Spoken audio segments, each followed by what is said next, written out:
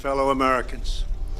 A short time ago, I ordered the United States Armed Forces to launch precision strikes on targets associated with the chemical weapons capabilities of Syrian dictator Bashar al-Assad. A combined operation with the armed forces of France and the United Kingdom is now underway. It doesn't seem to show much, but it's the first that we were seeing, purports to show part of some of the strikes. Let's take a look. Oh my God, here's a missile.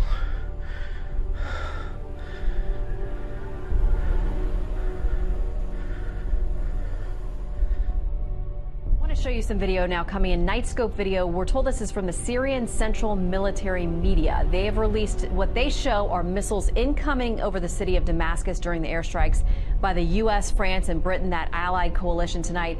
And they say returning fire, attempting to take down those missiles. The sky, we're told, turned orange. Surface-to-air missiles were sent up in response to the joint airstrikes. There's been some posturing about exactly how well they did going after the Tomahawks that were coming in. The Pentagon is promising to release a little bit more data about that in the morning after there are full assessments.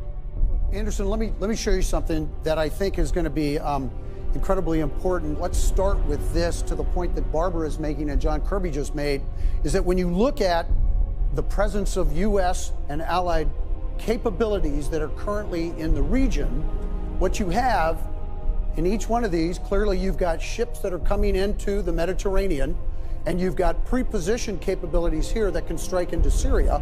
By bringing in aircraft, what that does, as Barbara indicated, it certainly increases the risk, but it increases the capabilities of multiple attack angles going against targets in Syria. That puts the air defense capabilities that the Russians and the Syrians have at a higher state of alert and can spoof and can confuse them. Let me move to this. Clearly, this is a depiction of what the capabilities are in terms of Russian air defense. Most of those are located here at Latakia and Tartus, those two seaports that are in the Mediterranean. This is the distance that the Russians can reach with their capabilities that are indicated here. This is a mobile capability that they have with that range of about 250 miles. It's important to realize this mobility allows them to move that circular defense capability throughout the map. Hey, General, I just want to quickly tell you, Sure. Syrian state media is now reporting that their air defenses have engaged U.S., French, and British targets. That's according to the Syrian regime. Again, take that for what it's worth. Take it for what it's worth and what that probably means. Again, as has been reported, the capabilities are coming from cruise missiles, precision-guided munitions that have a standoff capability.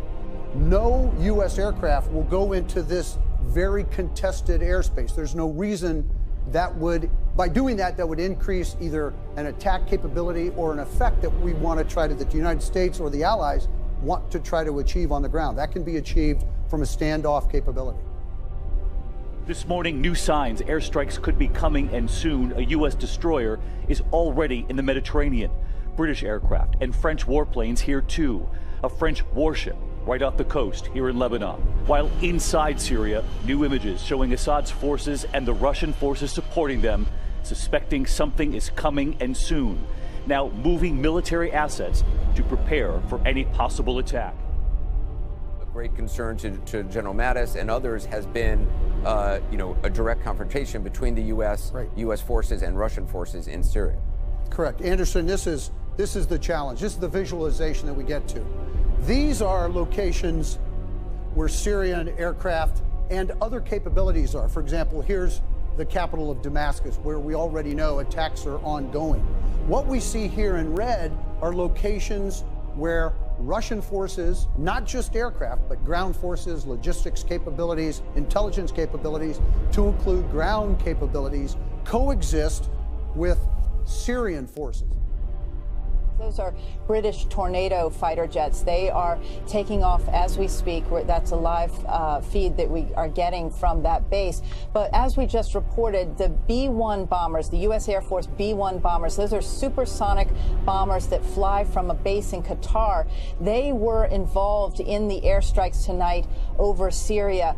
They likely would have been escorted by F-22 fighter jets because I misspoke earlier. The B-1 is not stealth, and so they would have had to have been escorted. The F-22 would have been the most likely escort in case they were challenged by any Syrian or Russian aircraft. But those B-1 bombers are interesting because they can fire standoff missiles from up to 600 miles away. They're known as JASSM missiles. They are anywhere from 200 to 600 miles out. Those standoff missiles can strike a target. So those B-1s are extremely lethal. The Russian military forces in Syria are nominally protected by an S-400 air defense system as well as S-300 based on Russian naval vessels in the Eastern Mediterranean and a variety of lower-level point defense and medium-range systems. So what that essentially means is that the Russians have the capacity to shoot down at least some of the missiles launched in any US cruise missile attack. It's notable that last year, when the US hit Cherat Air Base with 59 Tomahawks, Russian defences did not fire. There are several possible reasons for this, which have a bearing on today. First of all, typical practice would be for the Russians to fire two interceptors at every incoming cruise missile, which could very quickly deplete the number of very expensive, very large surface-to-air missiles that they have in Syria. It's also perfectly possible for the US to swamp Russian defences. So if Russia makes the call to start firing at incoming US missiles, they may well run out of missiles before the US does, which would then potentially leave them exposed.